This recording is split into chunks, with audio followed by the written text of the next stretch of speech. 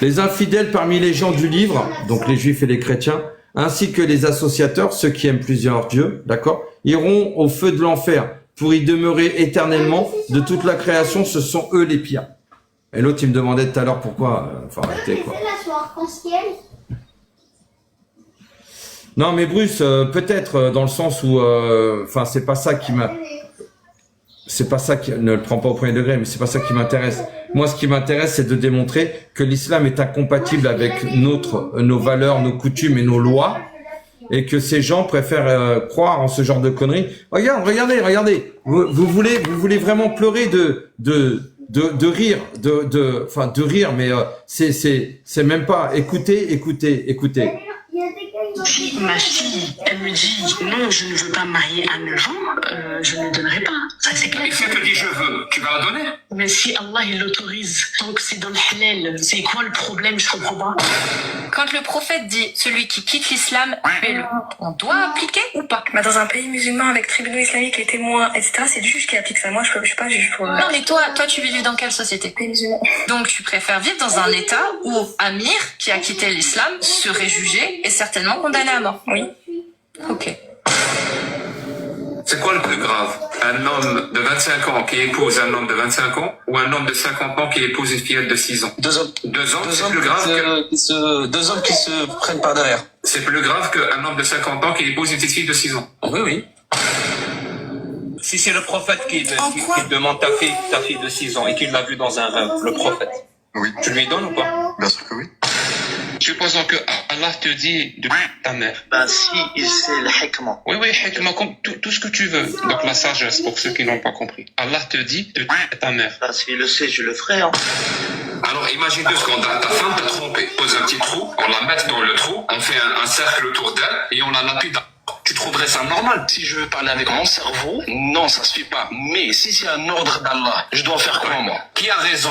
Ton cerveau ou Allah? Bah, je choisis les conditions d'Allah. Parce que je suis musulman. Donc tu choisis pas ton cerveau. Pour toi, un homme de 50 ans peut se marier avec une petite fille de 6 ans. Évidemment. S'il vit dans un pays musulman, c'est légiféré. Tu n'as aucun problème avec ça? Je n'ai absolument aucun problème.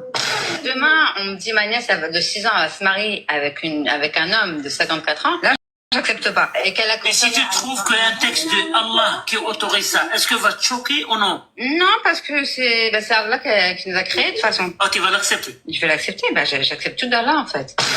Qu'est-ce que cette idéologie de merde a fait avec votre cerveau? Tu es d'accord avec le fait qu'il faut exécuter ceux qui quittent l'islam? Mais c'est la parole de Dieu, donc tu veux que je te dise quoi? Ta propre fille quitte l'islam. Elle va faire comme Miro.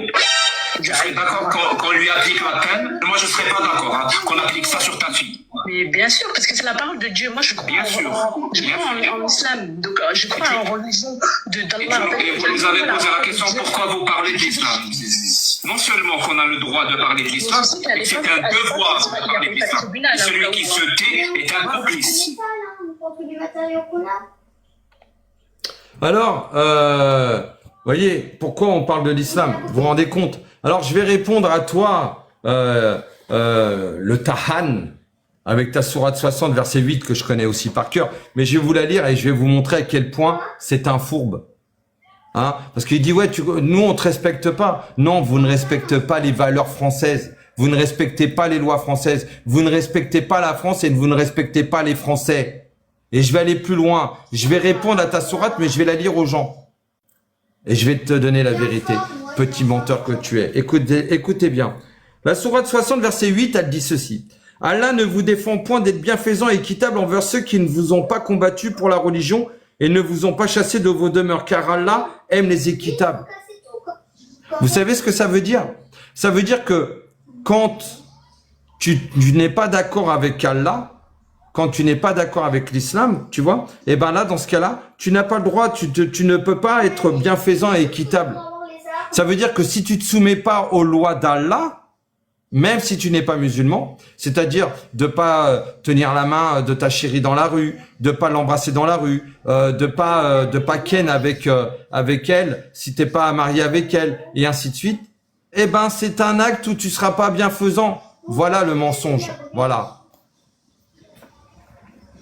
C'est pour toi, c'est ceux qui font de l'AD sont des musulmans. Bien sûr, bien sûr. Ceux qui butent des gens au nom de l'islam, bien sûr. Tous ceux qu'on entend toute la journée dire Wallah, Wallah, et qui sont à 15 ou 20 en train de donner des coups de pompe dans la tronche d'un pauvre mec qui est par terre, parce qu'ils se font plaisir, et parce que c'est un mécréant qui est couché au sol, et que ce sont des musulmans, ça rentre exactement dans les textes de Allah, mon gars. C'est tout. Non, je suis pas à l'ouest, je suis dans la vérité, mon gars. Qui c'est qui a buté Lola, Enzo, Thomas, Mathis, Kylian, Simon, Philippine, Elias, Mathieu et tant d'autres? C'était tous des musulmans, mon gars. Tous des musulmans. Tous des putains de musulmans. Que tu le veuilles ou pas, mon gars. Eh ouais, ça c'est la vérité. Voilà. Et pour toi, bonjour Elisa. Et pour toi qui dit ouais, c'est des terreaux, machin, il n'y a pas de terrorisme en islam. Ça s'appelle le djihad. Voilà. Ça s'appelle le djihad en islam. Et c'est totalement LL. Le djihad est une obligation. Un momo qui ment pas serait pas... je suis d'accord avec toi. Non, je ai 0. Je ai 0 en fait. Lance-grenade. Attends. Ouais, t'as jamais rien fait, bien sûr. Tu sais quoi, je vais te dire quelque chose, toi. Toi qui dis que t'as jamais rien fait, que t'es musulman, nix. Demain, il y a un califat qui soulève les musulmans en France, tu buteras les non-musulmans comme ça sera dans la loi d'Allah et dans la charia, mon gars. Et t'auras aucun état d'âme à le faire. Voilà. Tu veux faire des ballons tout tester. Je crierai pas en enfer parce que l'enfer n'existe pas. L'enfer n'existe pas. Et tu sais quoi?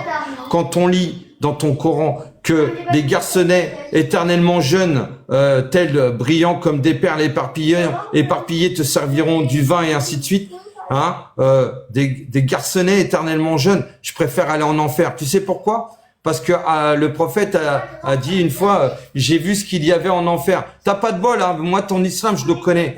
J'ai entrevu ce qu'il y avait en enfer. Et les hommes demandèrent au prophète Mohammed, mais il y avait quoi en enfer? C'était vous les femmes qui y étaient.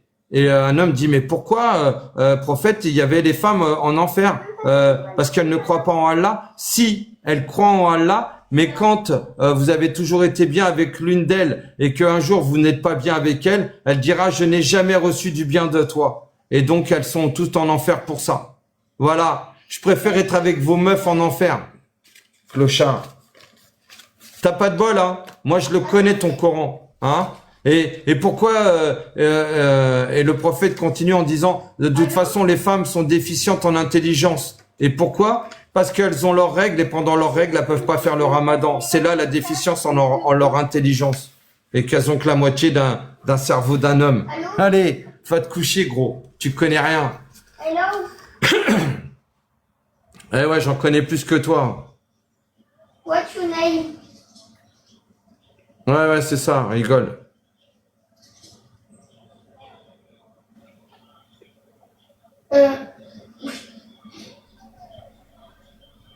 Non, je suis pas extrême comme eux, Marion. Non, du tout. Moi, je raconte la vérité. Moi, en fait, je suis là pour raconter la vérité de leurs mensonges. T'as vu ce paradoxe? La vérité du mensonge. Moi, je suis là pour rétablir cette vérité, sans la trafiquer, sans la travestir, comme eux le font tout le temps. Comme l'autre tout à l'heure qui disait, oui, dans la sourate 532, ça nous dit qu'on ne doit pas buter les gens. Non. C'est pourquoi nous avons prescrit pour les enfants d'Israël que quiconque tuerait une personne non responsable d'un meurtre ou d'une corruption sur la terre, c'est comme s'il avait tué toute l'humanité. Et celui qui lui fait don de la vie, c'est comme s'il faisait don de la vie à toute l'humanité. C'est pourquoi nous avons prescrit pour les enfants d'Israël, pas pour les musulmans. C'est pourquoi nous avons, c'est dans le Coran, donc c'est les musulmans, c'est Allah qui a prescrit pour les enfants d'Israël et non pour les musulmans. Vous voyez, c'est ça que je rétablis, Marion. Donc moi, je suis pas comme eux, loin de là. Mais après, si ça peut te faire plaisir de le dire, je m'en tape. Moi, en attendant, j'ai un casier judiciaire vierge, d'accord? Je fais du tir sportif, je suis chasseur, j'ai des armes depuis 25 ans, j'ai jamais buté qui que ce soit, ni menacé qui que ce soit avec mes armes. Hein. Voilà. Tu vois, la différence, elle est là. Par contre, moi, je peux te sortir un nombre de personnes, de noms, une bonne cinquantaine de personnes qui ont buté des mécréants sur le territoire français. Hein, et ils étaient tous musulmans. Allez.